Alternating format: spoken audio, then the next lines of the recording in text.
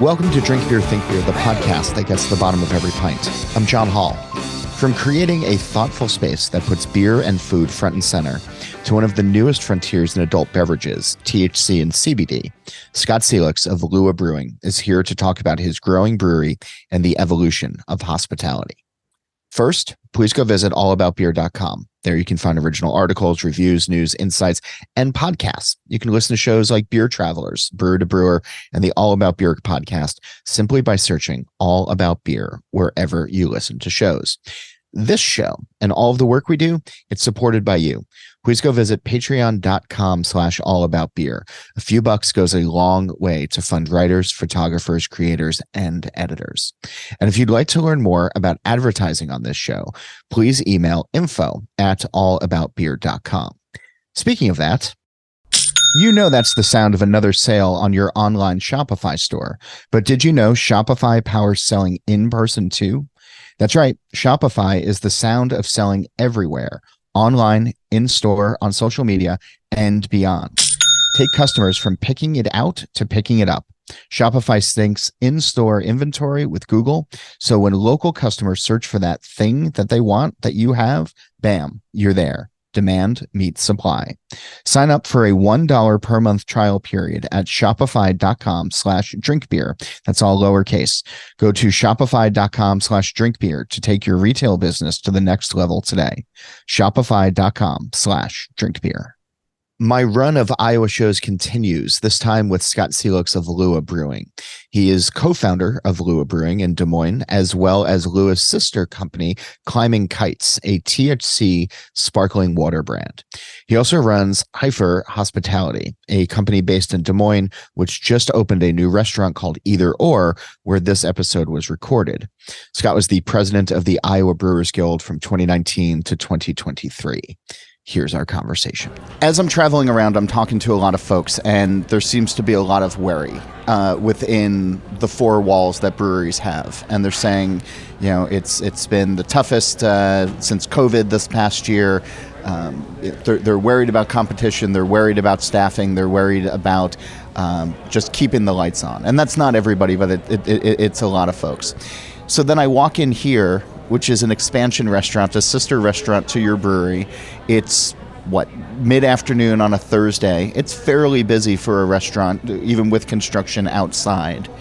What are you all doing right that leads to, one, expansion, and two, butts and seats? Yeah, it's tough for us too, but I think what's helped us be successful is just staying true to ourselves. We make decisions based on what we believe, what we're passionate about, what makes better quality things. And so far it's worked. Most of our decisions, it might not be the most business smart thing, are backwards. We do what we want to do, and then we say, can we charge enough to make money on that? And fortunately, most of the time we can, not all of the time. We've made some beers where we looked at the cost of it and we said, all right, people aren't going to pay $13 for a 10-ounce pour of this double IPA that we threw money into. Yeah. But they'll pay $9.50, and we learned a lot, and we'll get them on the next one. So, we've got a really great team. We've got a great chef. We've got a great head brewer.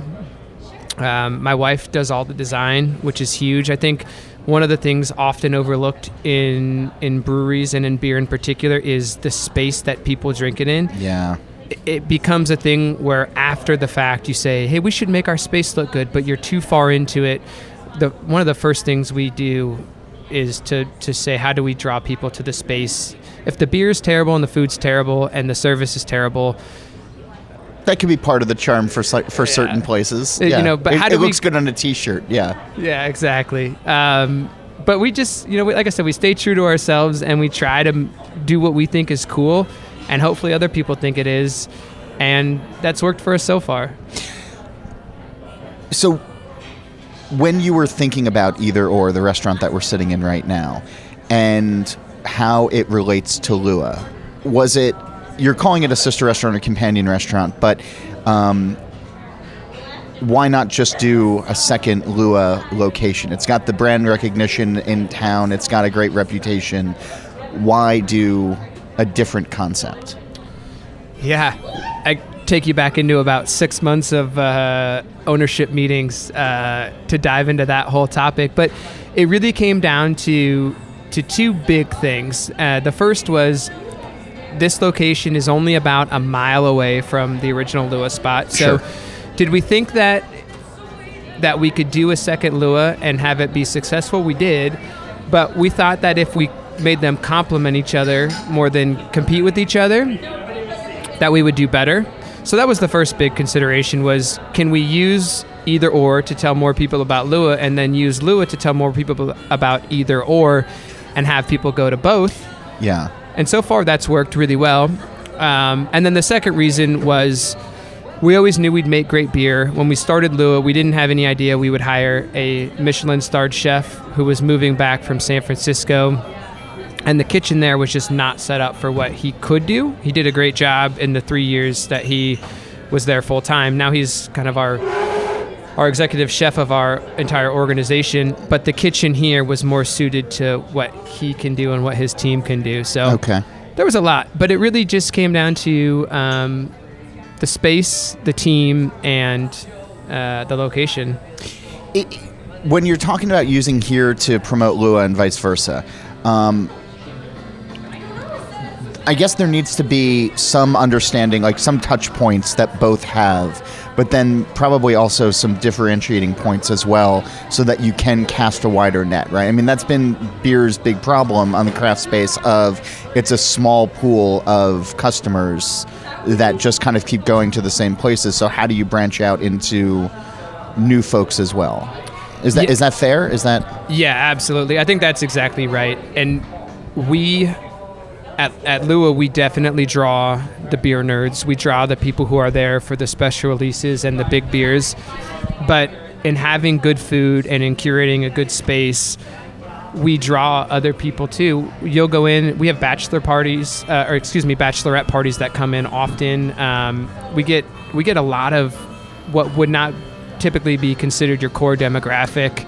Yeah. And if you come in here to either or, it's like a 60s, 70s retro vibe. It's got an acre of patio space. It's got a children's playscape. Yeah, it's got like a tiki vibe to it, but it's also sort of like what I think of as like old school Chinese restaurant kind of thing. There's bamboo accents or wicker accents, and just kind of I can't quite put my finger on what it is. Yeah, it goes back to that. You know, my wife, she did all the design, and she just picks what she likes. And she's got really good taste. And so we knew that if we did what we liked and what was true to us, it would work out. And so far it has. Yeah, it's a much, much, much different space than Lua for sure. Yeah. So I'm looking at this list, right? And we're drinking your pills right now, which is delightful. But there are a couple of Lua beers on here, and then you have some other Iowa craft on here, and then really cool things like Sierra Pale, which is really nice to see. The Bierstadt Helles, which is in Iowa. Delightful. Yeah. But then things like, like the Duchess and Orval, Old Rasputin, and then High Life Busch Light Hams Modelo. I have such a hard time sort of reconciling some of that, of the way that craft breweries have been for so long, of like, we got to fight the big guys, we got to go for all of that, or we got to keep it at home kind of thing, and having your beers that you all have made mixed in with not only classic craft and like well sought after, but then also just high life. I don't know if I fully have a question except for like why. Yeah, when I hear you put it like that, it makes me wonder why too. John Hall, business killer. Yeah. But that goes back to most of our draft list. We all had some input on it, but Zach, our head brewer, sort of put the bones together, and it just came down to, what do we want to drink?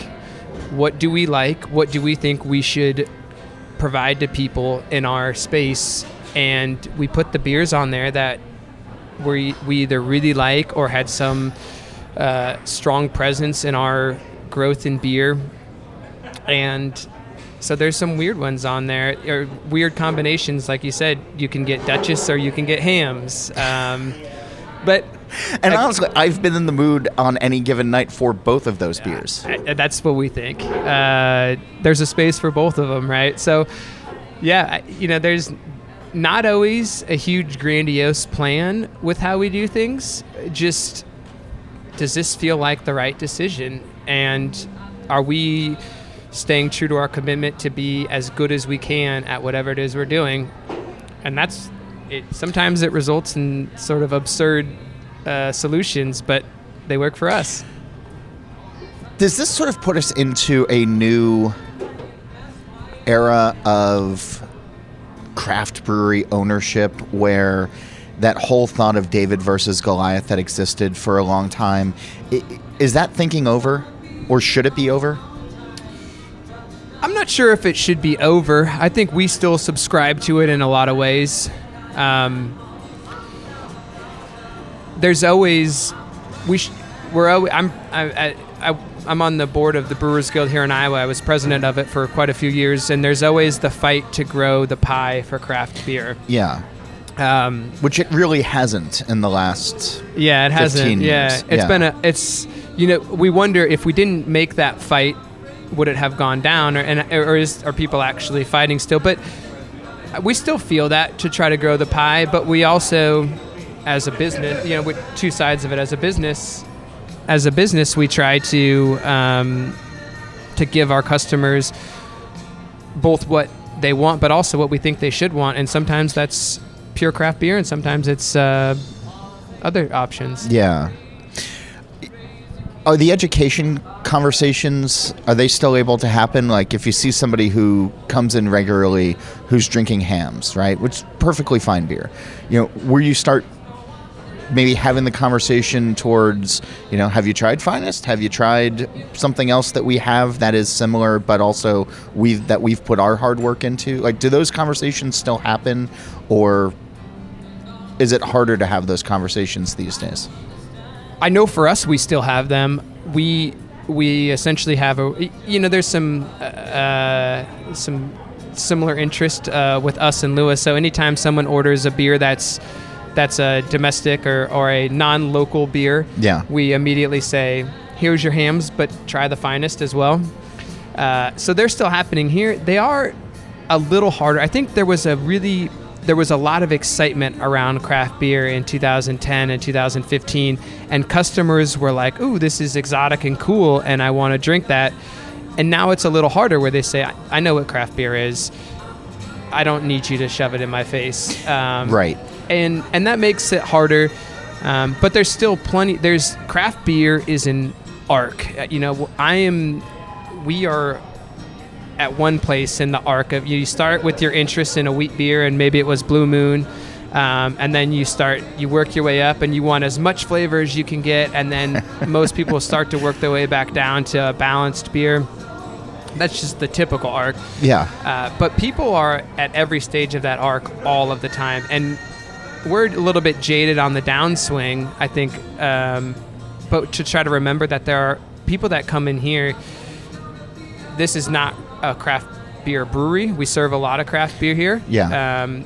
Craft beer outsells domestics significantly, but there's a ton of people that come in here that have never had craft beer still. So try to forcefully remind ourselves that our mindset, it's just like being a parent in a lot of ways. I remember back, like, to see my kids' perspective on things and to remember, oh yeah, that was my perspective at one point too. Just to put yourself back in other people's shoes. So there's a lot of growth that can happen in craft beer. Yeah. But there's also something to be said about meeting customers where they want to be. And I've been thinking a lot about that these days of, when you see some of the larger national trends, right, of the seltzers or Modelo's rise and some of these other things. For beverage producers, like, I want to see innovation in this space, but it's also, well, hell, if everybody wants to be drinking Mexican lagers right now. Shouldn't we try to find a way to make a really good Mexican lager? Yeah, that's the big debate we have all the time within ourselves. One of our core values is to push boundaries and to give people what they don't want, but tell them this is what you should be drinking. Okay. But at the same time, as business people, we look at it and we say, if we go too far in that endeavor, we're going to turn everybody off. And there are times, like now with a Mexican lager, that you just need to give people what they want. Yeah. Sometimes it's very simple. So for us, it's a constant balancing of pushing the envelope versus falling into a more comfortable place for people. Yeah. So pushing boundaries. Last night I was at a brewery here in Iowa, and on their menu they had their house beers, some guest beers, their soda choices, a couple of other things that I recognized, hard seltzers, things. And then they had climbing kites. And it's the only two words that I did not understand on that entire board that they had. So I asked the bartender, like, what is that? Figuring like it was going to be, some sort of like local soda or something that I wasn't aware of. And he's like, oh, it's the CBD, it's the THC drink. And I was like hemp flavor? He's like, no, it's got the actual. And I was like, oh, okay. And then they said that you all made it, and now I'm seeing it here on your menu in front of me. Tell me about Climbing Kites. Yeah, Climbing Kites is our THC and CBD infused sparkling water. We started the company. It's its own company. The owners of Lua started it. It's its own company, but it's really, everyone knows it as a product of Lua, and now I presume maybe you were at Big Grove last night. I was not. No, somewhere else. Yeah. Even. Yeah. But we now Big Grove, where I used to brew, they're involved as well. We started it. We looked at.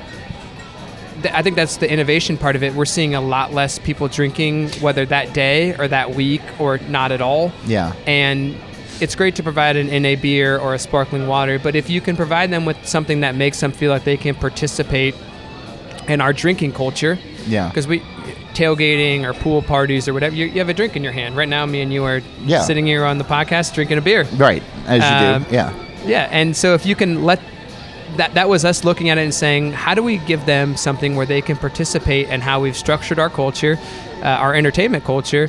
They can come into Lua and they can have something that feels like they're included. Like we put thought into what they wanted and give them a good option.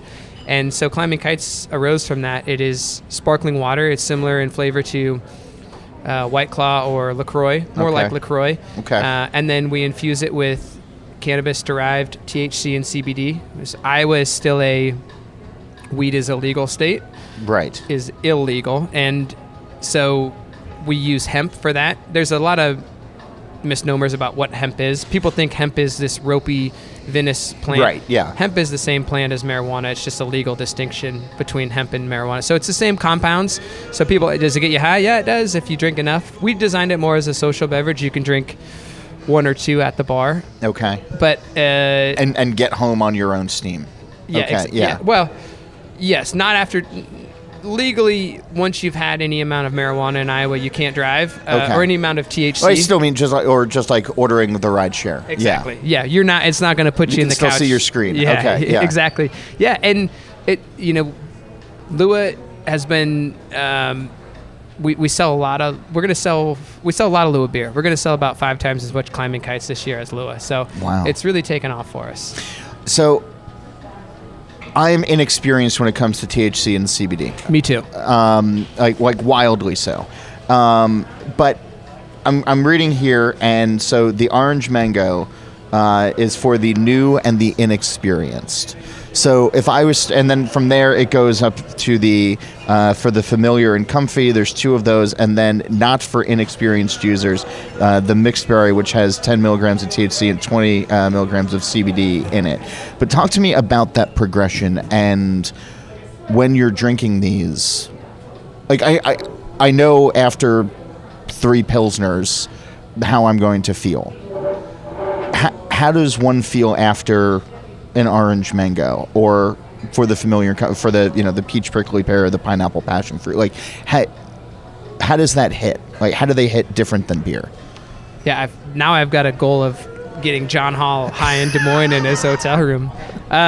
You're not the first person who's tried to get me high in Des Moines, by the way. Yeah. Perfect. Yeah.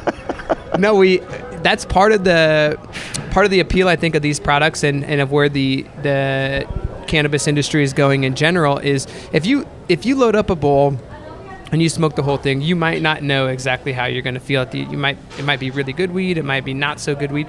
These are, that says 2.5 milligrams of THC. Yeah. That's exactly what you're going to get. So the first time you drank a Pilsner, you might not have known how that would affect you, or Sure. 3 of those. And I think that's true with this. There's a little bit of a learning curve, but they are similar. So the 2.5 milligram, just like a beer, impacts everybody differently, but it will impact you similarly each time you drink it. And so you can really curate your drinking experience to exactly what you want. Very quickly. I'm not much of a THC user. I'm more of one now because we own Climbing Kites. Sure. And I really enjoy a light THC buzz. If I get too much, I'm one of those people that gets anxiety. Okay. I get paranoia. So I know exactly, for me, it's between 2.5 and 5 milligrams is my sweet spot. Okay. And I can drink either 1 or 2 of the orange mango and be fine. There's the 10 milligram mixed berry. Yeah. These are a little, because they're water soluble THC and there's carbonation, they hit a little harder and quicker than a gummy. But for the most part, 10 milligrams, how that's going to hit you. And so there's a predictability of this that makes it a really good, we call it a social beverage, and we think that's what it is. I can drink one of these and still socialize. I cannot take even one hit out of a bowl of flour and still function. It's not for me, and I know that. And so, we're turning a lot of people onto cannabis that wouldn't. You don't want to go to your drug dealer and, like my mom, for instance, she's not going out and looking for marijuana. She's not going into a corner store and trying to find a loophole to get a THC vape pen or whatever it is. Okay. But she'll drink one of these because it's like a LaCroix or like a White Claw, and she'll try it, and then she comes back the next day and says, my arthritis is gone, or I slept so good last night, or it really helped with my anxiety. Huh. We can't make any of those medical claims, so No. I'm not making them, but This is just customer reviews. This is just passing on reviews. So, where does it fit in then with other drinks? Because if I'm out and I'm hanging out with brewers or I'm hanging out with friends or whatever, at some point during the night, depending on who I'm with, if we've had a couple of beers, it's, should we stop off for a cocktail somewhere? It's like, oh, okay. Or sometimes like we're having wine with dinner, so then like I kind of figure out like where alcohol is, like how bad my day is going to be the next day. But for the inexperienced, where does that fit in? Like, should you just be drinking this, or are people then having beer? Like, again, I'm not asking you to make medical claims, but I'm trying to figure out, like, yeah, it fits in differently for everyone, really. Some people will mix. They'll have one of these and then a beer, and then another one of these and another beer. Some people will wait till they get home after a night at the bars and drink one before going to bed. Some people will say, I don't mix them at all. Right. So it really just depends on the person. Just like, some people like beer, some people like liquor, some people like wine, some people like THC. For me, it's a really a no mix zone.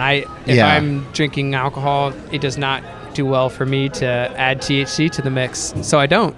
But for other people, they do. And I think what we say is curate your own experience as long as you're responsible. Be a responsible citizen and adult. Yeah. And we've seen that in Iowa and in other places where this is legal, it's been that way.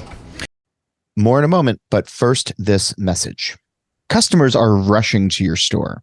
Do you have a point of sale system you can trust, or is it a real POS? You need Shopify for retail. Shopify's sleek, reliable POS hardware takes every major payment method and looks fabulous at the same time. With Shopify POS, you can accept credit cards, mobile payments, and every other major payment method, all with low fees and transparent pricing starting on day one. Sign up for a $1 per month trial period at shopify.com/drinkbeer.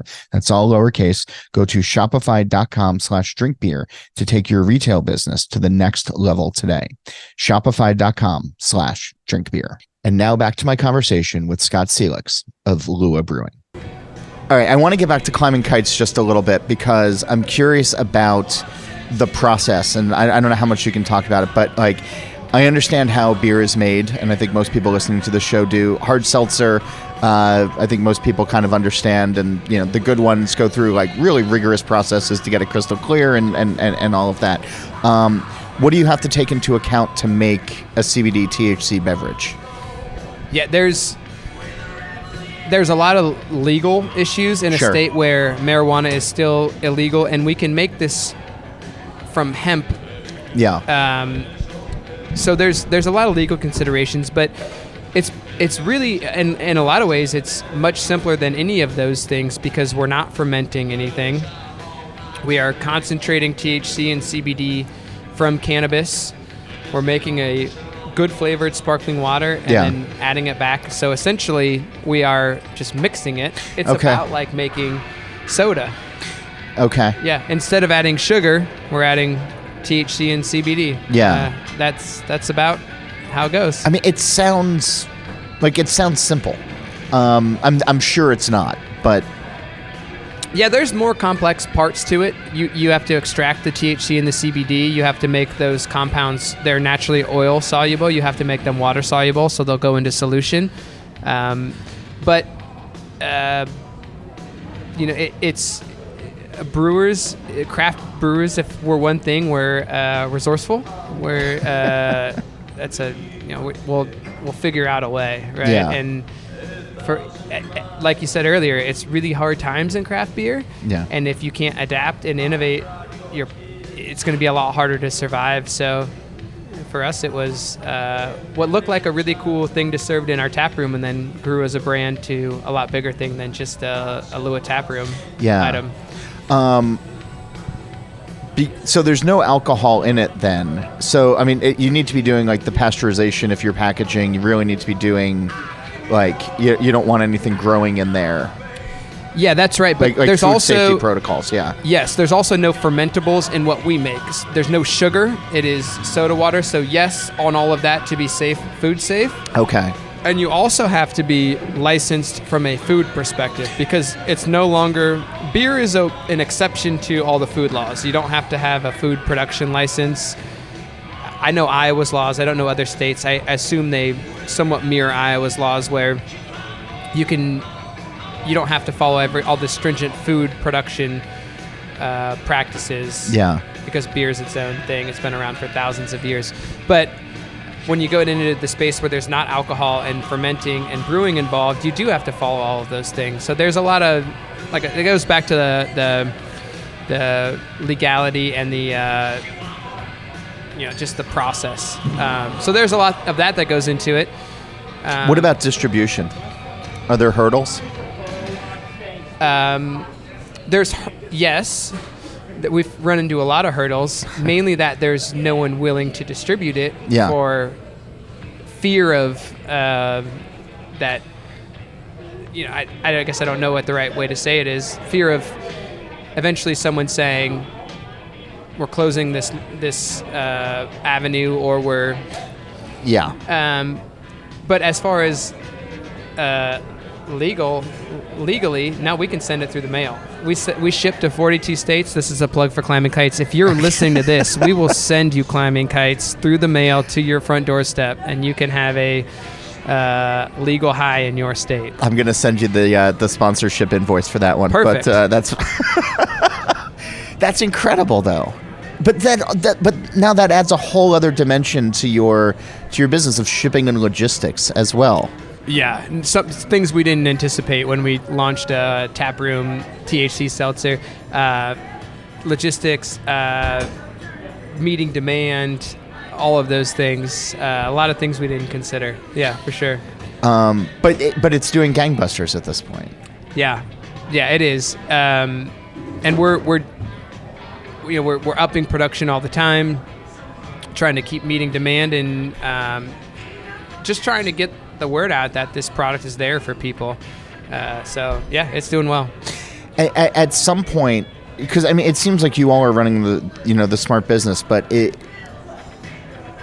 does it start to encroach on the beer side of things, or are they still coexisting fairly well? Yeah, I think it is encroaching on the beer side of things. I wonder what this means for like beer long term, and not just for you all, but just in general. Yeah, and that's what we saw. Is we saw this encroaching on beer, and we said we can either sit back and lament that it's happening, or we can make a better product that people want to drink.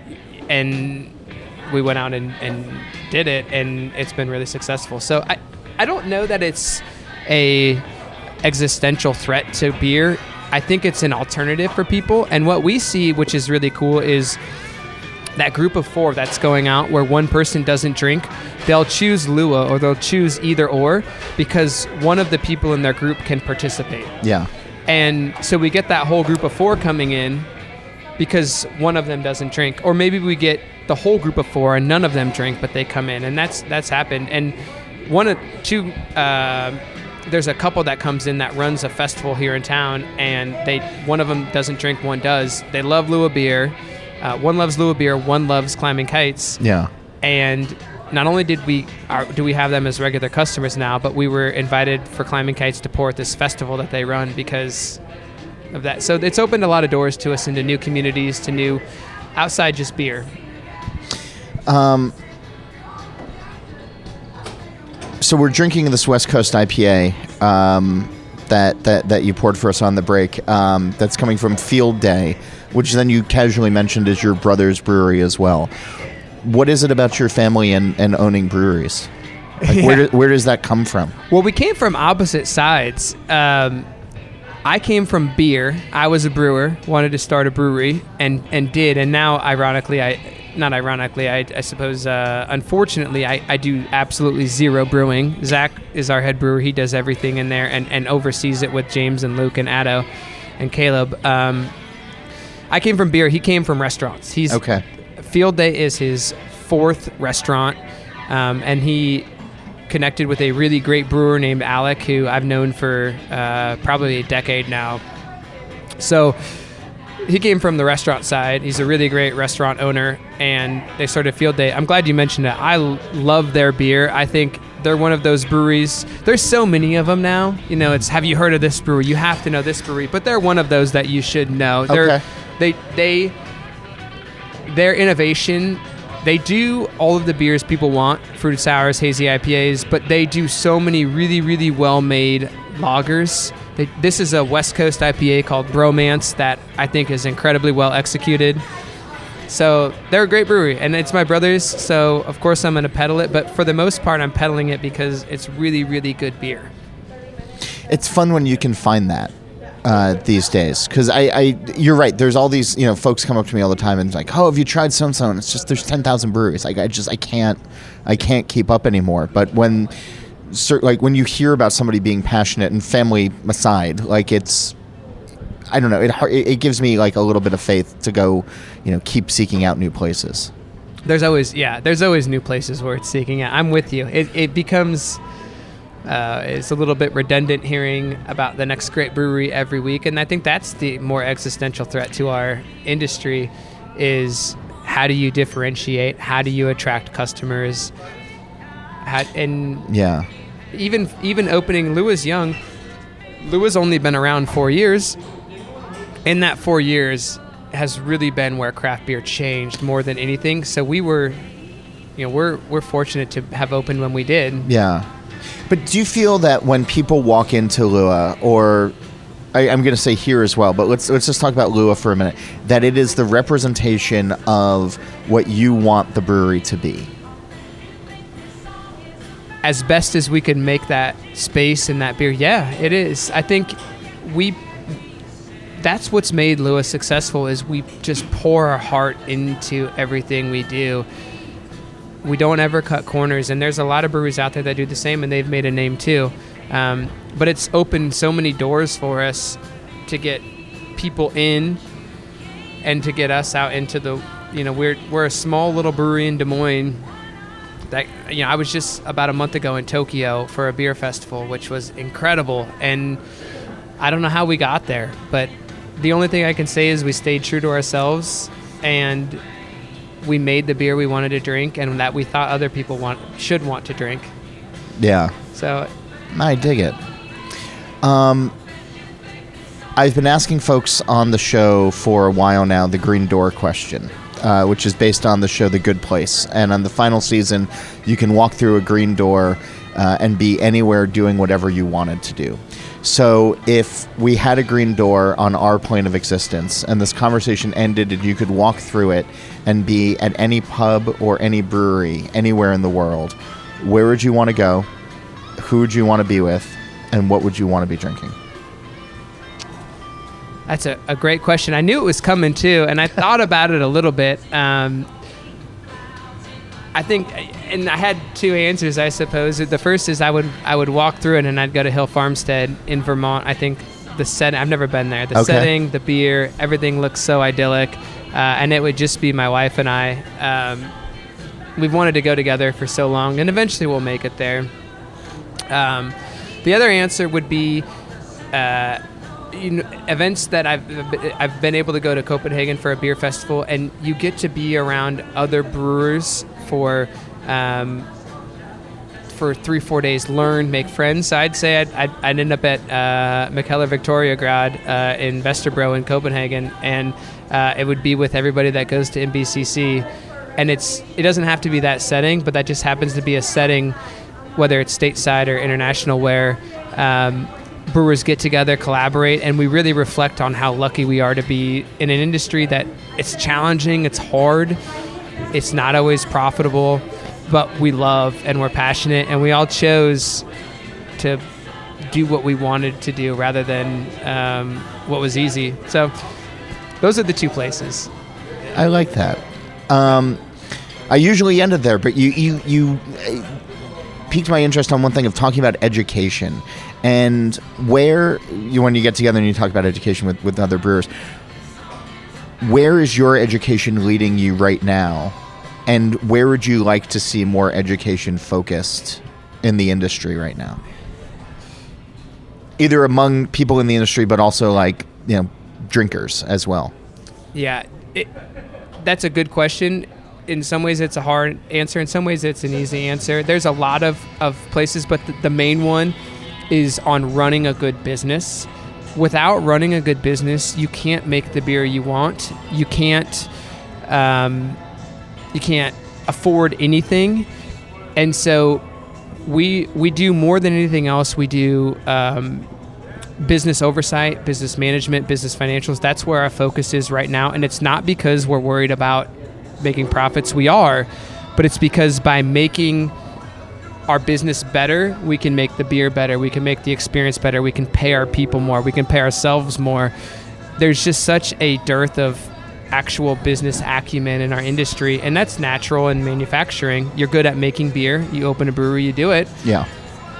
But being able to run a good brewery that is efficient and profitable, and doesn't mean cut corners, it means do things in the most efficient way.